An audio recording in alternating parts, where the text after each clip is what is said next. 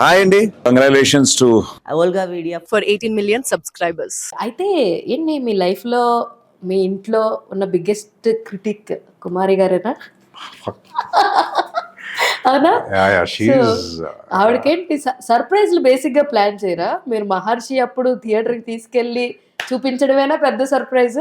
Actually trust me అంటే I think తనకు తెలుసు అనుకుంటా నేను షూట్కి వెళ్ళాలని చెప్పేసి. కానీ నేను అదే అంటున్నాను హేమ గారు, ఐ డెంట్ నో దాట్ నేను చేసిన scene will somebody else will in my friends and ఫ్యామిలీలో చూసి కన్ఫర్మ్ చేసుకుని అంటే ఆ థియేటర్ నుంచి ఫోన్ చేసి అరే గబ్బర్ తూ మహర్షిమే అని చెప్పి అనడం అనేది దట్స్ ఐ నెవర్ ఎక్స్పెక్టెడ్ కదా. So as you said 94 was ముఠా మేస్త్రి. I don't know why that happened, etc. Thanks to Chiranjeevi garu, he told me something then. That's why films went off the hook, and then corporate career ki vellipoyanu. Yes. Again the calling happened kabatti it happened. It started with Maharshi. నాకు తెలిసి ఏంటి అప్పుడు ముట్ట మేసినప్పుడు ఎందుకు మంచిగా ఉన్నావు చదువుకున్నావు కదా అటు వెళ్ళాను అన్నారు చిరంజీవి గారు. Exactly, something like that he said. Why do you want ఇవన్నీ చక్కగా చదువుకున్నారు ఎందుకు ఇవన్నీ అని అనలేదు. What he meant essentially was saying that అరే you look nice and good, no, you are well learned man లాగా ఉన్నావు కదా, why don't you pursue your career where you are good at అని చెప్పేసి. ఓ super. So that's what, and అది ఎందుకైందో నాకు తెలియదు, but that's what he told. I vaguely remember something like that he has told. 100% he has told me like that. Cut చేస్తే Waltair వీరేలో photo చూపించినప్పుడు అప్పుడేమన్నారు? Awesome. He said అవునా మీరా. I told, in fact, Bobby గారికి చెప్పాలి thanks, because he helped me to meet sir. And ఈ photo చూపించాను సార్కి, అది చెప్పాను, ఈ ఎపిసోడ్ కూడా సార్కి చెప్పాను నేను. ఆబ్వియస్లీ ఆయనకి ఎందుకు గుర్తుంటుంది, but he couldn't believe, but he had a nice good smile on his face. నన్ను చూసుకుంటా ఆయన, ఇఫ్ మీరు సార్ని అబ్జర్వ్ చేస్తే ఆయనకి ఇంట్రెస్ట్ వస్తే he will look at you differently. మీకు అర్థమైందా?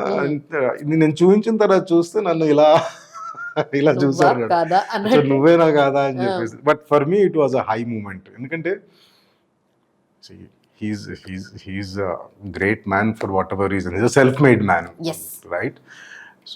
So many things you can learn. I am also learning from him. నాకు ఆపర్చునిటీ దొరికింది చెప్పడానికి.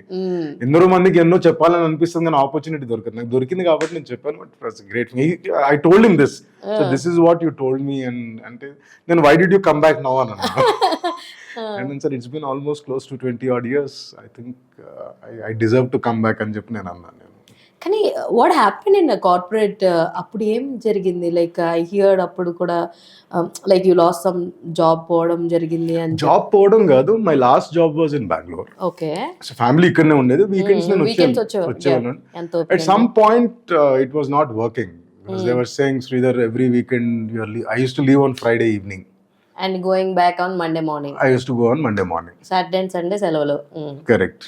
సో వాళ్ళు వచ్చి దే వర్ ఆల్సో సేయింగ్, అంటే సి జాబ్ చేసినప్పుడు you are at leadership level, right? So there are lot of interventions ఉంటాయి etcetera. They need you physically to be available even on a weekend. నువ్వు office రాకున్నా కానీ కూడా ఆ సిటీలో ఉండాలి. Of course I also burnt conversations. ఎప్పుడు ఈజీగా ఉండదు కదా, తూతూ మేమే ఉంటుంది. ఎవడో ఏదో అంటే మనం కూడా ఒకటి అన్నావు, అరే తూ కిత్తా మే కిత్తా అని అనుకున్నా. సరే పోరా పోయి, నువ్వు లేకుంటే నేను లేకుంటే, నీకు నా అవసరం లేకుంటే నాకు కూడా నీ అవసరం లేదని. హిట్ ఆఫ్ ద మూమెంట్ కూడా కాదు అది, అది అన్నెసెసరీ బయటకు వచ్చారు. అది unnecessary, that was unnecessary called for. I would have kept quiet. చీకే అవసరం నాది కాబట్టి గమ్ము నిన్నుంటే maybe I would have continued working. That's okay. I think ఏదైనా కానీ కూడా అది దానికి ఒక పర్పస్ రీజన్ ఏ ఉండదు. ఆ రోజు నాకు అనిపించింది నేను చేశాను. I took a decision, I served my notice and came back.